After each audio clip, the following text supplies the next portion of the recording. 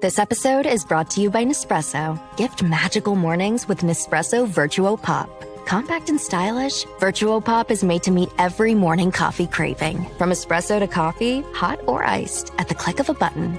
And celebrate the season with Nespresso's limited edition coffee flavors. Sweet almond and hibiscus, cinnamon and candied tamarind, and festive double espresso. Magic in the making. Shop the holiday gift collection exclusively at Nespresso.com. Introducing Oakley Meta Vanguard, the new performance AI glasses designed for athletes. With hands-free capture on an action-ready ultra-wide camera, powerful open-ear speakers, and built-in Meta AI that syncs with your Garmin devices for real-time insights while you train. Take your performance to the next level with Oakley Meta Vanguard. Athletic intelligence is here. Learn more on meta.com. A playoff berth will be on the line when USC travels to play Oregon at Autzen. Are the Ducks ready for the challenge? Let's talk about that and more on the Ducks Confidential podcast. I am Aaron Fentress of the Oregonian and OregonLive here with my main man, George Wrighster. Do I have your... See, your cards keep falling, George. George of the Unafraid Show. You're doing that on purpose. It's not on purpose. It's like you keep doing some kind of voodoo because you don't want to be up there or something. Anyway, George Wrighster of the Unafraid Show and the CW is with me as always. How you doing, my man? Man, I'm doing great, man. I am excited, bro. I'm excited because there are so many people that are that believe differently than I believe about this one. And USC fans, it's funny because they've been talking all of this ish, man. Oh my God, all the way up to this week. And now they're like, hey, it doesn't matter the outcome. We're ahead of schedule right now. We're right where we need to be. I'm like, what happened to all that? We're gonna go to the playoff. We're gonna go 10-2. Where Oregon stinks. Where are all those people at now? Oh man, dude, they've been on my timeline for weeks, and now all of a sudden, crickets. Where are dude? I wish USC fans were as good at engaging as Iowa fans. Iowa fans, honestly, have been the best of this entire season. All right, we'll get into that. One other thing before we get rolling, as people can see, I got this mini helmet collection that's growing. I've gotten the mini helmet for every team the Ducks have played except for Montana State and Oklahoma State. No offense, they probably won't play them here for a long time. Although they play Oklahoma State next season, so we'll see. But I'm trying to do just conference. And then, look, I know people call me a Duck hater sometimes, and that's fine. But one thing I've always appreciated is their uniforms. And so they've had so many helmets, you can't just have one. I have two, but I just got a new one in the mail. The carbon fiber. This might be my favorite Ducks helmet. What? Hell no. Oh, I love this. You don't like this one? It's okay. It was good at the time. Every time I see that helmet, I think of LaMichael James, who's one of my all-time favorite Ducks. But it doesn't even make the top 5 helmets for me, I don't think. Okay, but it's in your top 10. I mean, dude, they've had 98, so... Top 10 is good. I'm going to replace it today. My favorite. Ducks are wearing black. Ducks are wearing black this week, so I'm going to roll with that. I'm going to keep that up there. My favorite is the chrome. The chrome helmet is my favorite. It is. With the feathers? I would love for that to be Oregon's main helmet. See, I don't like with the feathers. I don't like the feathers. Okay. You don't like the feathers? The feathers kind of bother me. It's a little too much. I don't hate them. I like the feathers with the back. Ooh, on the chrome helmet, bro. It is fire. But the reason why so everybody always wonders, like, oh, why don't you wear this? And I think I've said this on a podcast before, it is budgetary matters. The chrome helmets cost twice as much to redo. And mind you, they got to get redone every time you do them. Yeah, the chrome's expensive. Twice as much as the regular helmets do. Or it might be 3 times as much. I got to ask exactly, but it is significantly more expensive to do the chrome helmets. That's why there's no chrome helmet for this year. However, they could make an appearance depending on what happens. Oh, look, he's like, you trying to get a little foreshadow? I'm just saying, just depends. Okay. All right. Let's talk about what happened this week. The Ducks moved up to number 7 in the college football playoff rankings, basically because Bama lost to Oklahoma, which dropped Bama back behind the Ducks. It's an interesting race at this point to get into the playoffs. First question for you is this. What happened to Bama and Oklahoma and Oregon in that little mix there? Does that all make sense? Is that fair? Because there's been some whining about it. There's always some complaining, and I'm like, see fans whining.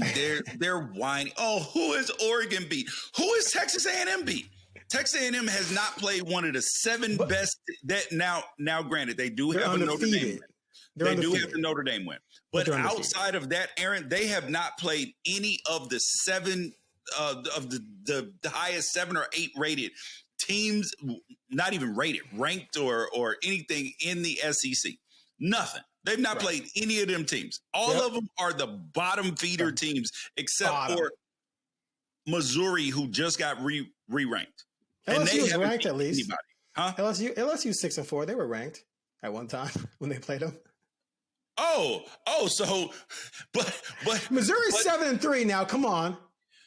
Missouri has not beaten anybody of any note. They have not beaten anybody remotely. They are ranked because there's nobody else to rank right now. Okay, but let me make one quick point though. I do believe this is a thing. If a team you beat is not ranked or is fallen off or whatever, they're like 7-3 Missouri, they're not ranked now because A&M Missouri beat is them. ranked now. They're back at number 22, I think. Oh, they're 22 right now. Okay, so Missouri got back up there. So, okay, you can't say that's not a quality win then. Now, LSU clearly has fallen out. But when you beat them, they were 20. Now, hold on before you freak out.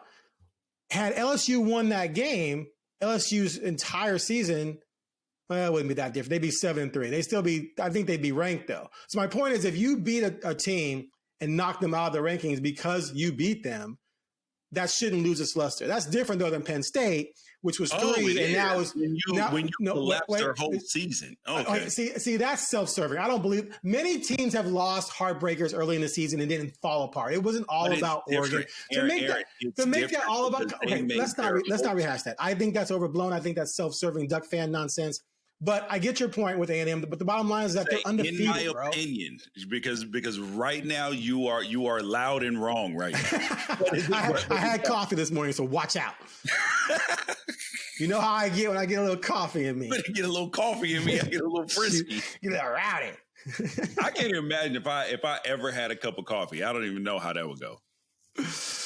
When you don't drink a lot of coffee and then you have some, woo, fires you up. All right, so I agree with you. The SEC stuff can be obnoxious, but okay. So here's the deal with this week. I think the powers that be cannot wait to drop Oregon if they lose this week, because Oregon's been hanging on by a thread because it only has that one loss and it was to number 2 Indiana, but they haven't played very many, powerhouses or the best win is Iowa, which they barely pulled out. Right. So if they lose the SC at home, Ducks are going to drop like a rock. Like I could definitely see, depending on what happens around them, I could definitely see Oregon falling to 13-14 and SC going one slot ahead of them. And then the Ducks are in trouble because you have one game. Let me finish. You have to beat Washington then, and that might not be enough to get you over the hump because Washington has fallen off. Okay, now go. Aaron, sir.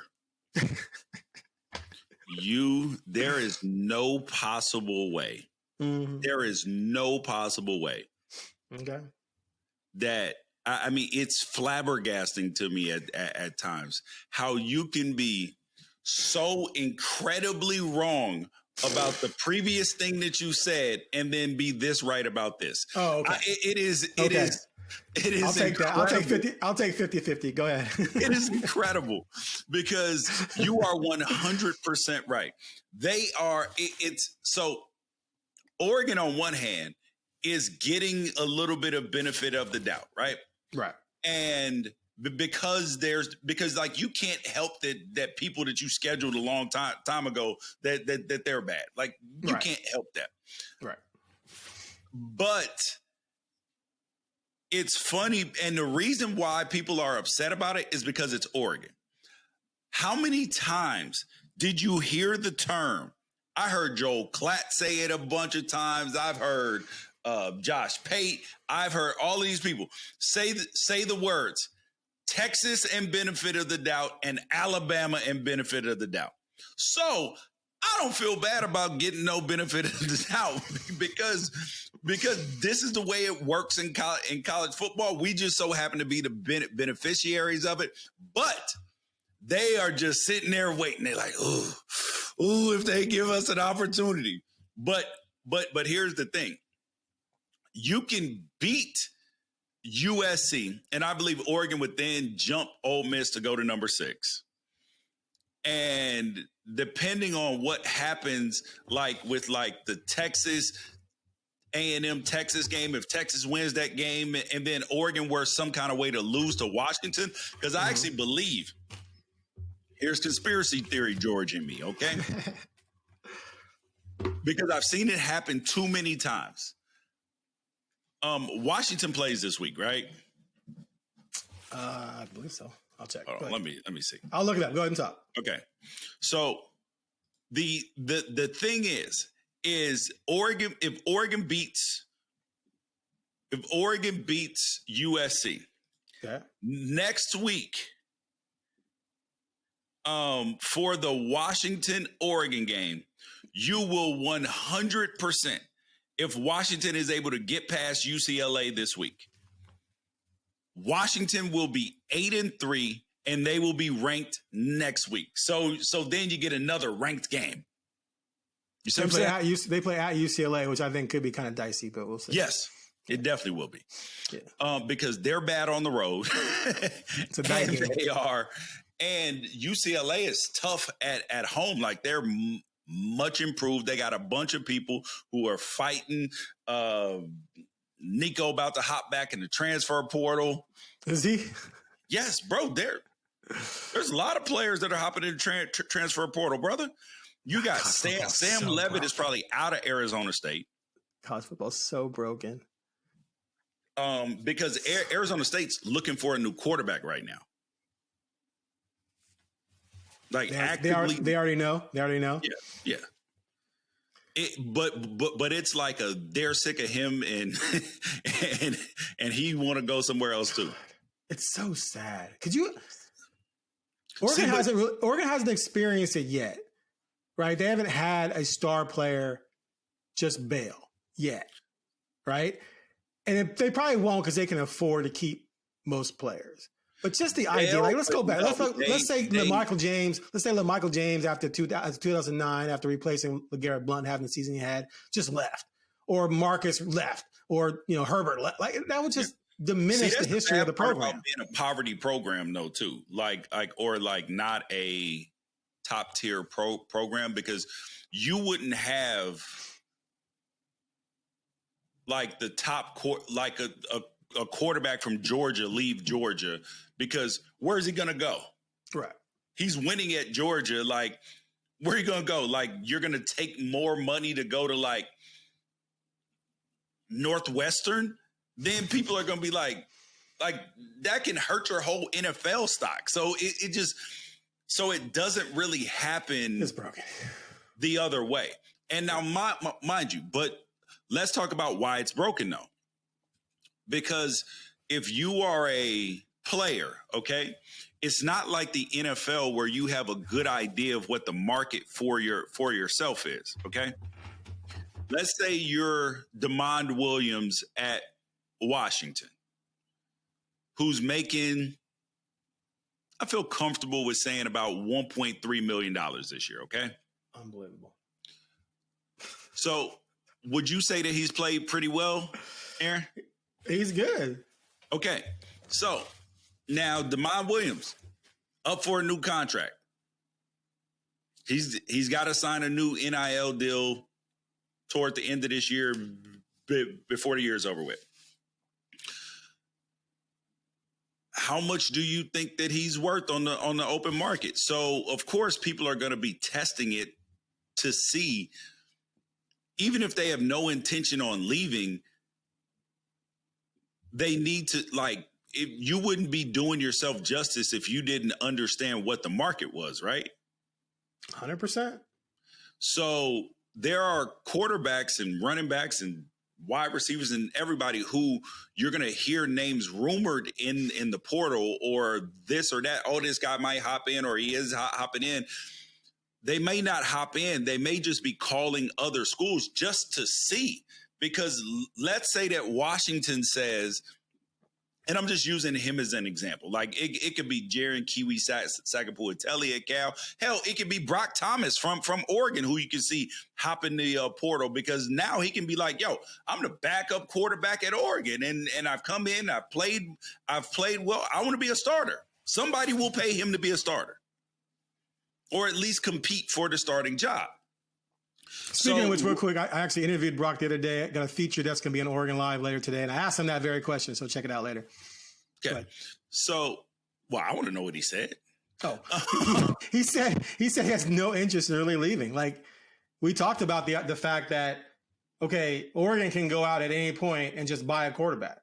It never has to, like, worry about trying to groom someone and rebuild with a young quarterback. So him as a walk-on, You came in with Nix was there. You came in, Dylan came next, and then Dante comes next. There's no reason why after Dante's gone, they're not going to go and say, hey, we'll buy this guy, buy that guy, and then Brock never gets a chance to start. It depends on how much they like him. Right, and then which also, he said, but he said even if that happened, he probably would see himself staying because he loves it there, and if he's just a career backup, he's a career backup. But we'll see. We'll see. People say that, but he's already 3 years in. Aaron, everybody said that. Yeah, because honestly, it's the right thing to say, and he probably means it in his heart. Right. Until someone offers him $1.5 million to come be their starter. I don't think they would offer him 1.5. They might offer him like 700, maybe 500. He was a walk-on. Right. $500,000 and a scholarship sound real good. And then, especially if you win the job, now you can be like, okay, in the contract, if I'm the starter, this goes up to $1 million. So back to what I was saying. Let's say Damon Williams, Jaron Kiwi, Sagapua-Telly, Sam Levitt, whoever. And Washington or Arizona State or Cal is like, yo, I got $1.3 million for you. But you want to stay at Washington, or you want to stay at Cal, you want to stay at Arizona State, you want to stay at Oregon. And then Clemson, Alabama, Oklahoma State, Texas Tech, whoever says, we got $3 million for you here. And then you take that to Washington or Cal or Oregon or wherever, and you say, all right, they're going to pay me $3 million.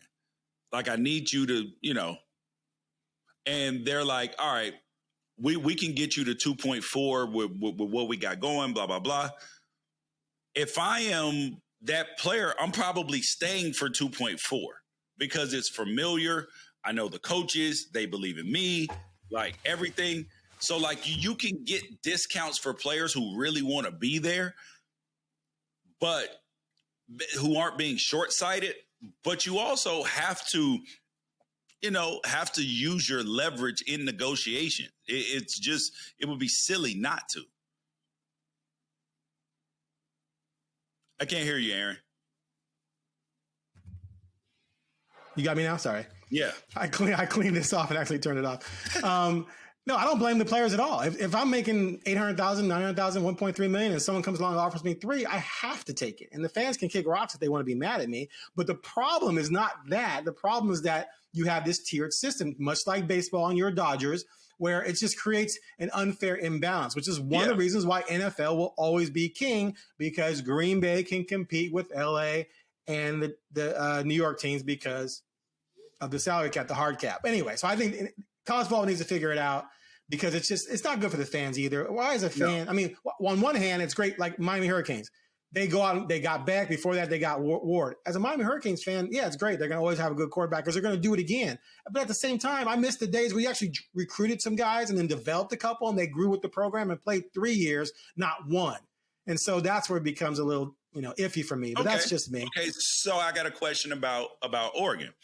How would you judge how Oregon has handled their quarterback situation the last few years? Because you don't hate the player, hate the game, right? Because you got Bo Nix for 2 years, which was you actually developed Bo, right?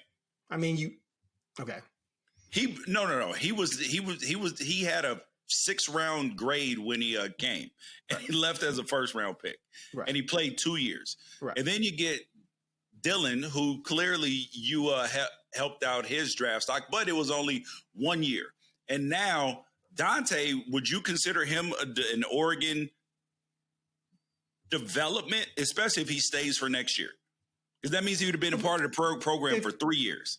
Of course he's being developed. Of course, most quarterbacks are going to get better as they get older. But Bo Nix had a 5th year as a starter, which you're not supposed to have. That's COVID related. Dylan, the same thing. But if not for the transfer portal and if not for NIL, although I think Bo maybe had graduated already at Auburn, so maybe he could have transferred.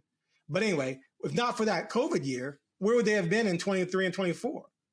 They would have been chasing some other quarterbacks. So Oregon's handled it well within the construct of what we have. But to me, I'm more impressed. I had this argument at the Oregonian one day. I'm more impressed with recruiting and developing Joey, recruiting and developing Dennis, Darren Thomas, Marcus, Herbert. That is far more impressive than, I'm just going to go buy this quarterback who has a bunch of experience. That's not to knock Lanning, but it is, it's an advantage that you have. I would actually consider Dante Moore in that category. Right, because he struggled at UCLA. He was committed there.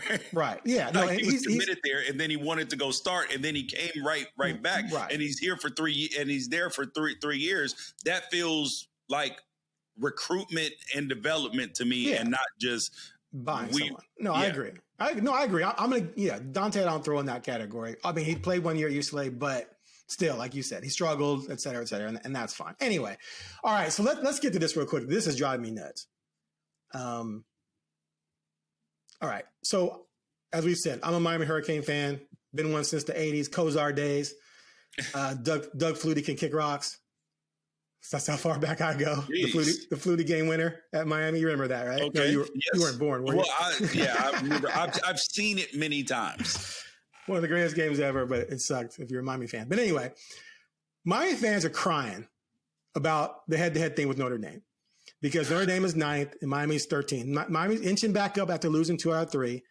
And there's a point to be made for the head-to-head. But the problem is people have to understand that these types of rankings, when you're taking 130 teams, 130 teams, and you're trying to rank the top 25, head-to-head isn't always going to be the major factor. Now, if they're close in the rankings, it can be.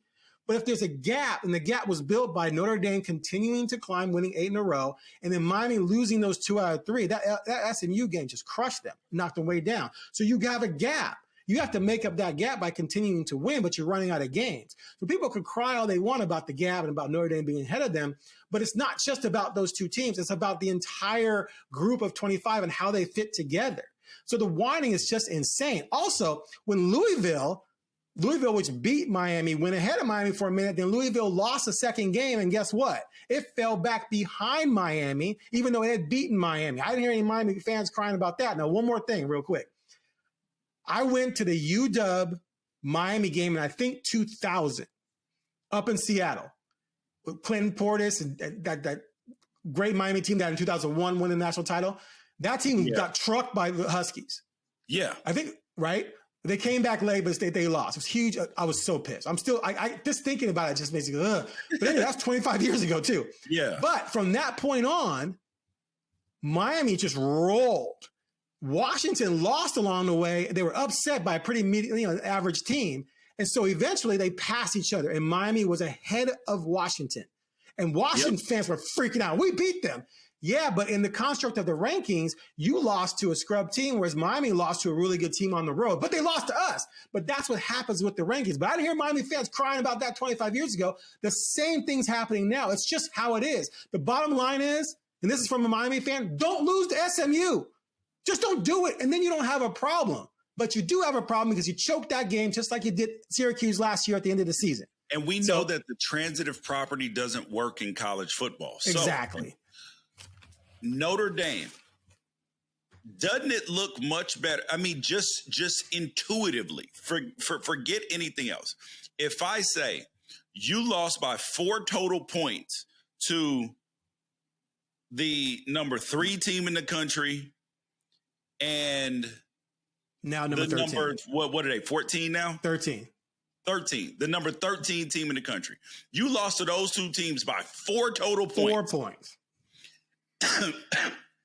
But the number 13 team lost to 2 teams that are currently unranked. Unranked, exactly.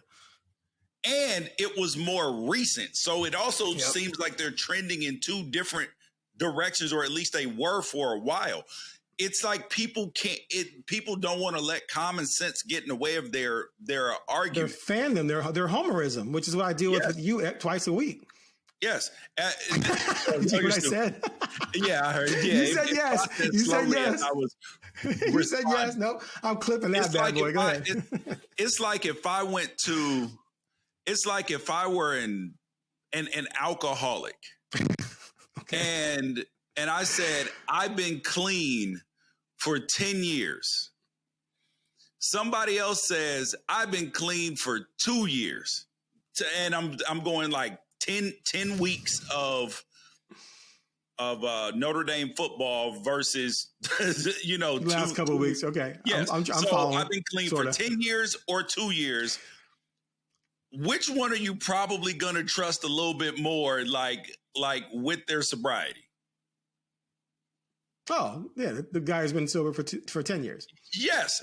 Because you're like, he's probably had some temptations. He's been through a little bit more. So he'll probably not that the 2-year guy can't, because he might stand strong the rest of his life. But if I had to put my money on it, it feels safer there. Right. 100%. So the other thing with Miami too is that they got Pitt. They got to play at Pitt in 2 weeks.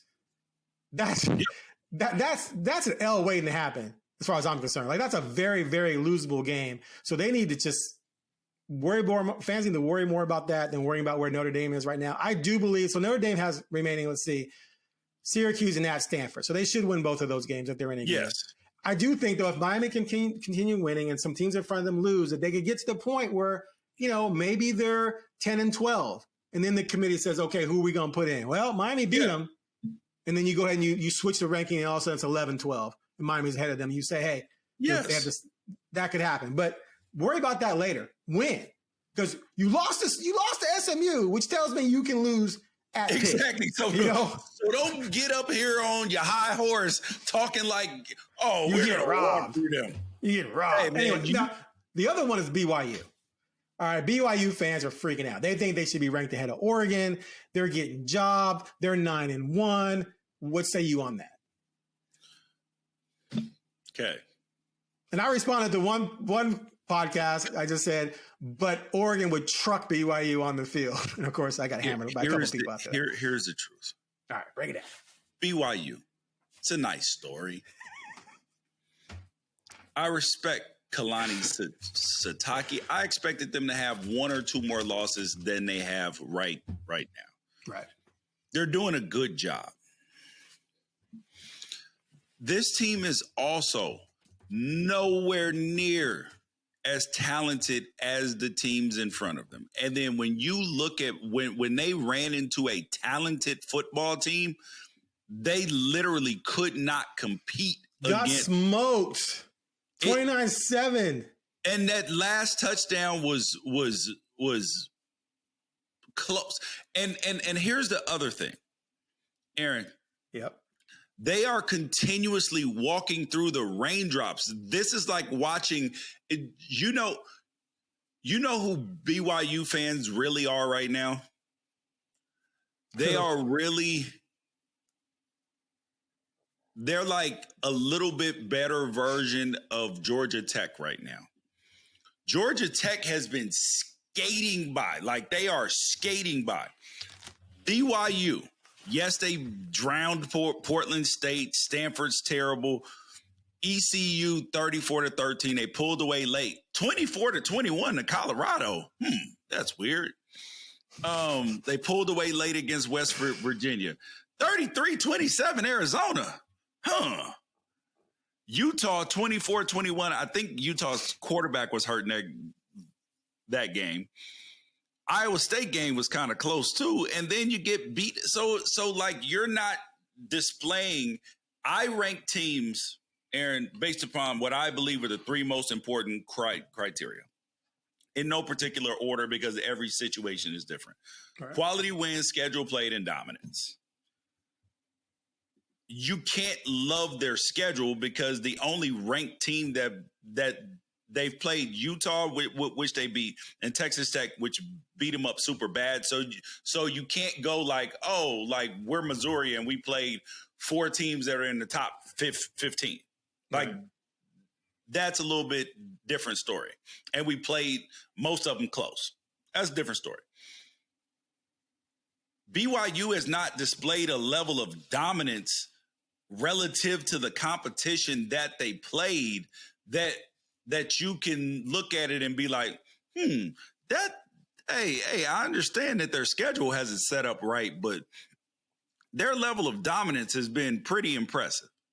Right. I mean, you look at Texas A&M, their level of dominance sometimes has been good, sometimes not so much. But they're sitting there undefeated, and they're getting some credit of being in the SEC. So BYU's actually getting a lot of credit for being in the Big 12. They think the Big 12 is a really good conference.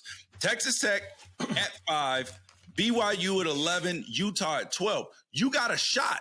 BYU, just don't lose to Cincinnati or UCF, which you might lose to Cincinnati. So then everybody's going to be like, see? Look, we didn't pay you no attention. They got the same Miami thing. Because here's the thing, Aaron. They're ranked at number 11 right now. BYU, if you win your games, I promise you, somebody in front of you is going to lose. And you'll get in at least that little 10 spot, and then you will have everything that you hoped and dreamed for. You will get BYU versus Texas Tech for the Big 12 championship, and then you got your shot. If you lose that again, who you gonna cry to? But see, I think if USC were to win out, I think USC would leapfrog them. They would. That could be the thing that pushes them to 11-12, and we all know 11 and 12 has to go to ACC champ and the G6 thing, which is a whole nother story. Like that thing has to stop. But that may not even happen necessarily if Miami keeps winning. If Miami wins out and they miraculously get into the ACC championship and win, then that's a spot back. Because I believe if they get into the ACC championship that they can win the ACC championship. Getting in is the problem now. Fair. All right. One other thing. I'm not gonna lie. I can't stand BYU, and I can't stand them because in 1990 Miami went to BYU and lost to Ty Detmer. That's another loss that haunts me. They lost 28-21. It was unbelievable because Miami clearly had way more talent. I give Ty Detmer credit. I actually have a friend, Nick Bodeman, who I've known forever. Actually, I coached him on the semi-pro team I was coaching for a while. He coaches down in Arizona with Ty Detmer.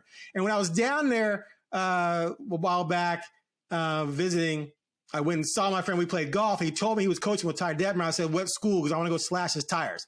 That's how bitter I still am about that loss. But that being said... How bitter are you about the BYU Miami game? I'm so bitter that I was. It doesn't matter how bitter you are about. No, I'm just saying. I'm just trying to full disclosure. That's a wrestling joke. Gotcha. It's just full disclosure that I do have some disdain for BYU, but I still believe what I'm saying. That, and also didn't BYU? Wait, didn't they get a share of the national title when they played like a 6-5 Oklahoma team in a bowl game or something? The blue, I can't remember what bowl. Anyway. Yep. Oh, no, wait. Oklahoma played someone else, and They played Michigan in the Blue Bonnet Bowl. I can't remember. I might be mixing up my years. But anyway, BYU, stop. You have to be more dominant with your schedule to argue against a team like Oregon. Oregon mops BYU. I think we all. I agree. All right, let's get to this game. We don't leave much time. I was just thinking, I was like, damn, we haven't even talked about the USC game yet. I know. Well, we talked about it a little bit in the first podcast. I think people know where we're going to go with this. Look, it's a good episode so far, though. I'm enjoying it. Getting into it. All right, let's start real quick. USC's offense against Oregon's defense. I know Oregon has the number one pass defense in the country, but they played a lot of lame quarterbacks. I think USC is going to move the ball. I think USC is going to score points because they got big play receivers. Big play receivers change everything. They can get deep. They can make yards after catch. They can make special catches. They can run. They can route people and get open in tight situations. I think USC definitely scores in the 20s. That means Oregon needs to get 30 or so to win, and they've only done that once this season in a game where they needed to. Every other win this season, they didn't need 30, not counting the overtime game. They didn't need 30 in regulation, except for Indiana, which they only scored 13 on offense. Is that going to be a challenge for Oregon? I'm going to say no, because USC's defense can be had. Notre Dame ran all over them, and their other loss who was their other loss? Illinois passed all over them. So they can be susceptible. Ran on them. They did everything. And Oregon can do both. Oregon can rush for 200 and throw for 300 in the same game. They could do that this week. I think it'll be more like 220 rushing, 260 passing. I think they're going to pull it out. I'm sticking with my 31-26 Oregon. You make me nervous. Being confident in the Ducks. You actually make me nervous. This is weird. You want to reconsider your opinion that way? Fentress is a little too confident here, huh? Jeez Louise. Absolutely. Okay. So here's the thing. Oregon, with USC's offense, this is going to come down to about 8 plays in the game, where Maava chucks the ball up, because he does chuck the ball up in some dangerous situations, and depends on Makai Lemon and Jacoby Lane, particularly with the jump balls with Jacoby Lane. And then with the and with Malachi, he tries to throw the ball in shoe. I mean, like, he threads the needle on these layered throws. Like, if the wind is wrong, it's going to get picked. And I don't know if the computer math in his brain is just and it's just perfect every single time. But when you combine better athletes, better coaching, they're going to be there a split second faster, which against Illinois, you saw a bunch of balls that just floated over the linebacker right in between the safety. He catches it and then boom, boom, boom. Now, if you're a quarter second faster, that's either a breakup or a pick. And Oregon has better players than a lot of they have better players than Iowa. They have better players than Illinois. They have better players than Notre Dame at some positions. So you have to assume that those plays are going to be the ones that make the difference. Right. Whether USC is able to pick up a 3rd and 13, convert on a 4th and 8, like, whether you're able to get stops on those particular plays, that's going to be the difference in the game. We're talking like 8 plays throughout the game. The difference in getting off the field or them getting a first down and a conversion. That's going to be the difference. Yep.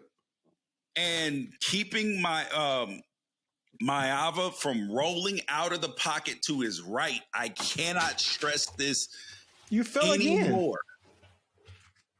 When he goes to his right, he is a threat. When he goes to his left, he is not nearly the same threat. So this Oregon team has to stop the run first and foremost. Make them one-dimensional. You can make them one-dimensional, you're going to have a shot, because the ball's going to be in the air and there are going to be plays to be made. Right. No, I agree with you. I think and that doesn't mean I think that they're going to blank USC, but I do believe that the difference in those 8 plays is the difference in it being 31-26 and a difference in it being 34-17. Is that your score? I'm teetering. Okay, let me just say that there's no way USC doesn't crack 20. I'm going to say that right now. There's no way in hell. Oregon has a good defense. It ain't that good. I said 20 or 23. I've said all week, 20 or 23 points. I'm thinking 34, 23, 34, 20, somewhere in there. What's the weather? There is a potential for some drizzlage, but not anything that is 11% rain in Portland. What's it in Eugene? I guess I better look at Eugene.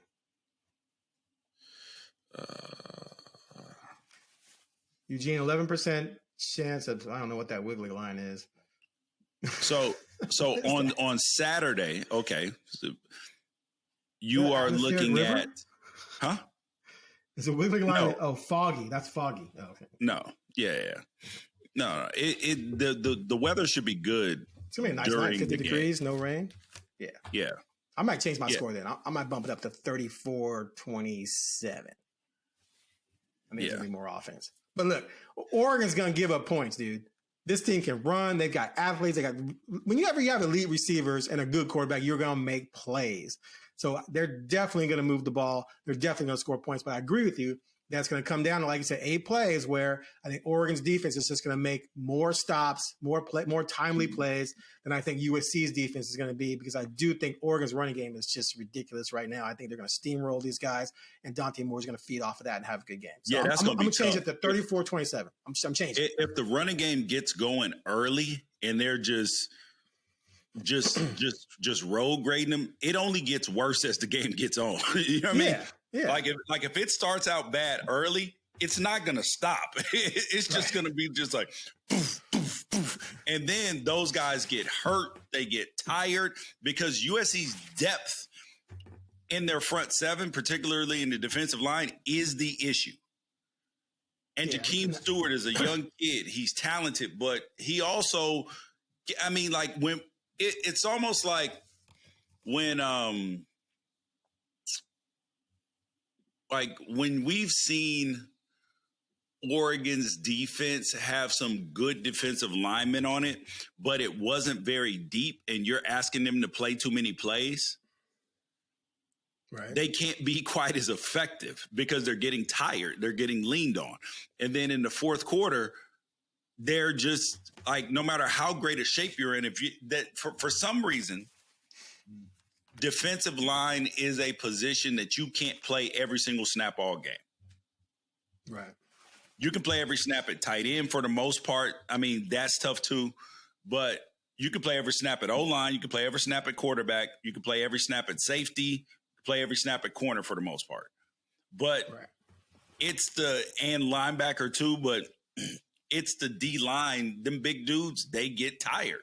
They get tired of getting leaned on and pushed back, and double team. The trying to go forward while someone's trying to push you back. That's the strain on your body. Is just it's way different than running a route, right? Yeah, or backpedaling. Here's a stat for you, and this is one of the main reasons why I think Oregon's going to win this game.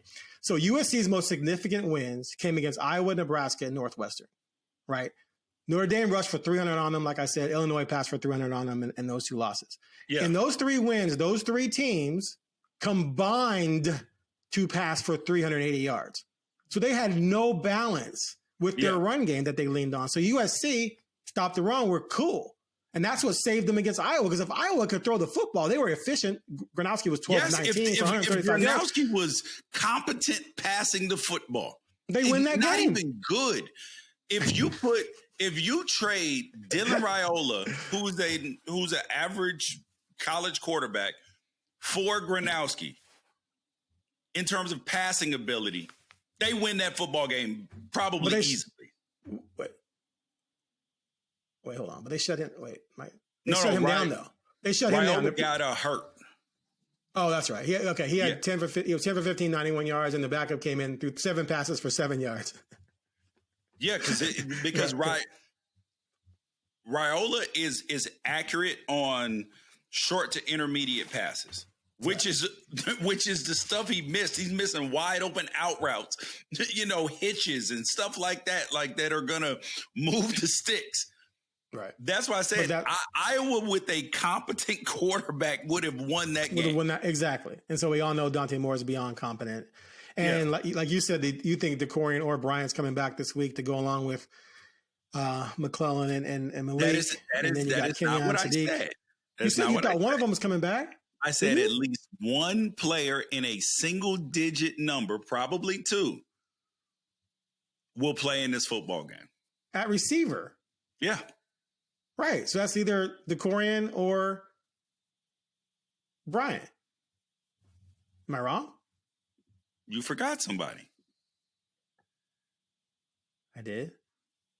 Yeah. You have not seen him one time all season. Oh, Evan? I think we might see Evan Stewart. Evan Stewart? Maybe. Might see Evan Stewart in this game. Might see Evan Stewart. All right, that'd be a big shock.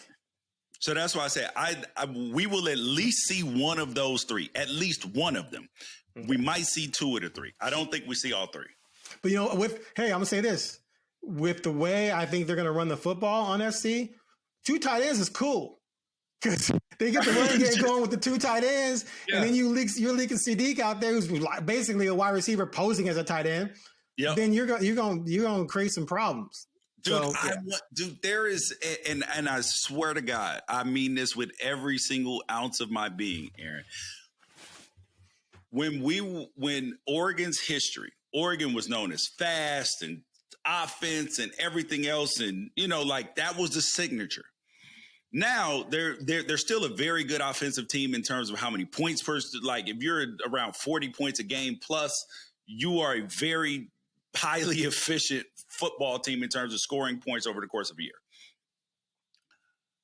There is nothing that makes me happier than to see the team be able to stop the run and actually shut people down on defense. That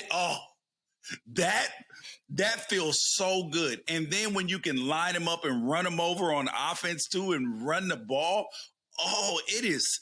Aaron, I don't know what it is about it. It is like football beauty when you can run the football and just run people over, and then you can get stops on defense, and you don't feel like, oh my God, we got to score 50 today.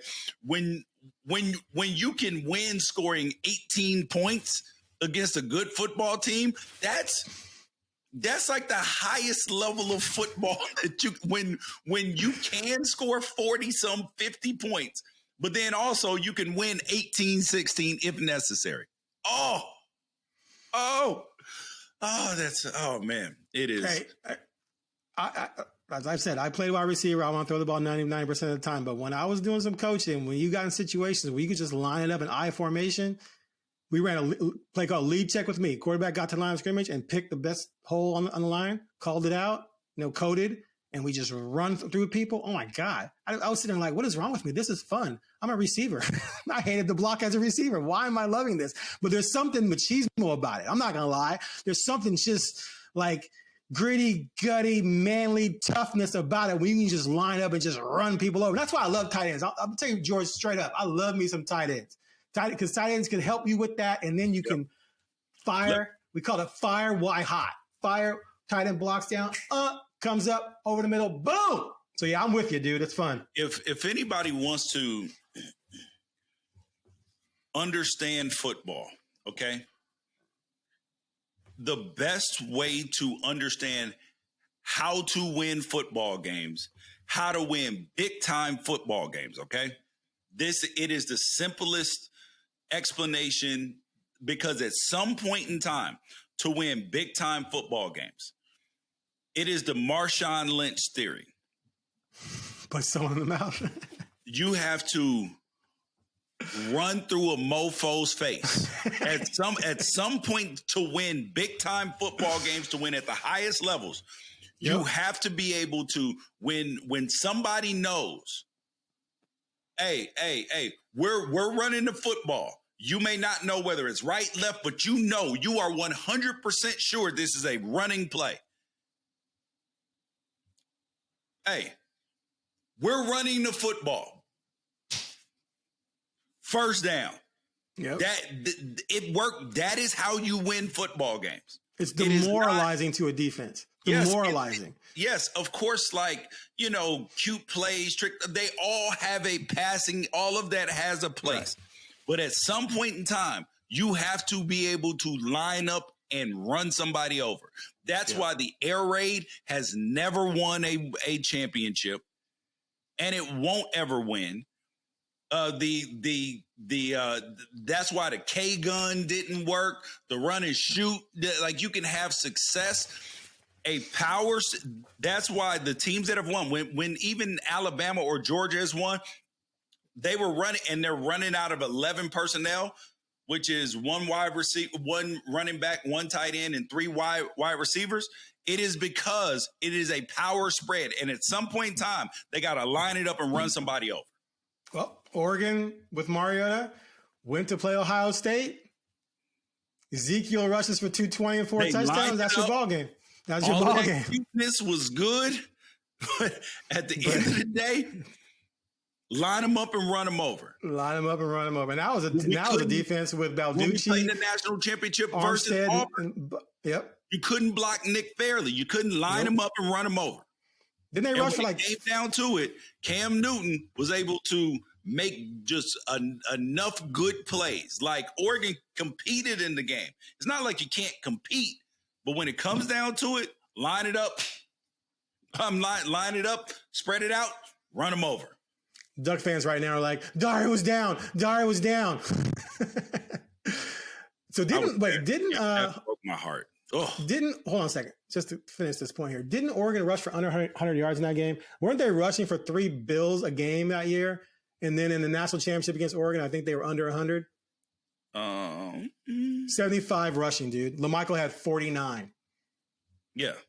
And Auburn rushed for 254. Well, with Cam throwing for 265. It was close though, because you got to give Oregon's defense credit, because they stood up. They bent, but they didn't break. Yeah. And they kept them in it.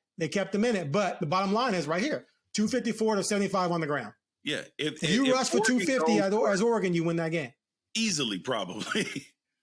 Yeah, exactly. But they couldn't. Like you said, they couldn't block Nick Fairley. Anyway, all right. But I want to go back to this USC game for a second, because they are a different team on the road and is at home. At home, they average 45.3 points per game, 27.5 on the road. They allow 19 at home, give up 25 on the road. Offensive yards per play, 8.4, down to 608. Yards per play on defense, 5.2 at home, 608 on the road. They are worse in yards per carry on offense, defense, yards per play. Completion percentage goes down from 75% to 57% on the road. Third down offense, 59% down to 43. Third down on defense, 31% at home, 45% on the road, higher than what they even get. Offensive red zone touchdown rate, defensive touchdown rate, all just crazy. And they're worse on turnovers. It is this is the Washington Huskies if you've seen it. they are Tarzan at home, Jane on the road. But USC, they are motivated. I'm telling you. And this is no secret, because Oregon at this point in time is used to getting everybody's best shot. But because USC knows, and they know deep down in their heart that at this point in time in life, Oregon's a better program right now. Like, they're in a better state. They're better players. Like, they are in the better spot. They want that. They're not a better state, Oregon over California, a better state of affairs, just so fans don't freak out, USC fans. What are you talking about? Just Clara, go ahead. Yeah. I live in Cali. So they're trying to get up there and take what they have. And Oregon knows that. They're like, we're well aware that you want this. We gotta, when you put your hand up on the ledge and try to pull your stuff up, we gotta step on that hand and look at them and be like, sorry, pal, you gotta go. Instead of giving him a help up, nah, bro, you got to do him like Scar in Lion King, where Mufasa's trying to get up and he just goes, I'm sorry. One of the most evil moments in animation history. Oh, and then go blame it on Lincoln, who's Simba. Then go blame it on Simba. You ran away. That caused it. Anyway.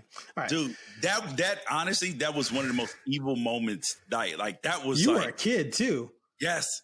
That was like, I was an adult and I was like, that's messed up, bro. I hated him. I hated Scar with every ounce of my body. I wish I could have punted him off the cliff. That was one of the saddest movies. You were like 10. You were like 10, right? Yeah. 9, 10, somewhere in there. Oh, I love that movie though. Yeah, it's a great movie. All right. That's it for today's